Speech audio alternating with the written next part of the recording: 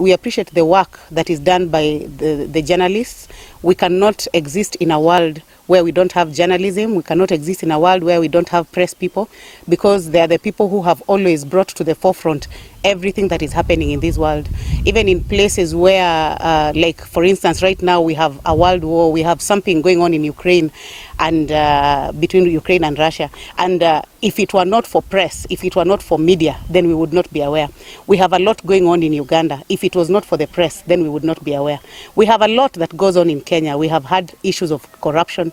We've had scandals. We've had even issues of rape and defilement. And I know I have worked with majority of you just to be able to handle these issues. So as a person, as a leader, I appreciate the work that is done by the press, because if it were not for the press, then a lot of these issues would not come to the forefront and we would not be aware of what is happening. So on this day, I want to register my commitment as an upcoming leader that I value the press, I value the freedom of the press, and I will be at the forefront to make sure that the journalists and every other person working in the media fraternity has their freedom to be able to do the work that they need to do without intimidation, without interference, and without fear that maybe one thing or another is going to happen to them because of doing their work.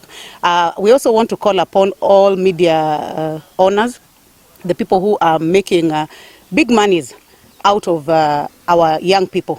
We have a lot of young people who are talented and they do their work very diligently. Everywhere, in every function, you will always see them. They go through all the nooks and crannies just to make sure that they are giving us the information. But we are calling upon all their employers that make sure you pay our young men and women accordingly, so that they can also be able to rise just like the other journalists across. Mama wenzangu, so far tumefikisha 350k kwa akaunti yetu ya chama. Tufanye aje na hizi pesa zetu? Naona tununue vitenge zinafanana.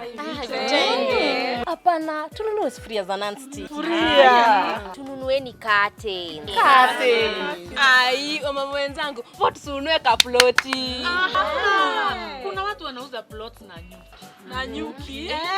Hebu tuwapigie simu watupe uhondo.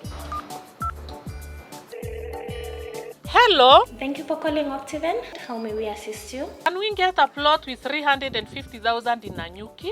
Yes, you can get a plot at the Great Oasis Gardens in Nanyuki today for as low as 349,000 shillings. They're inspiring.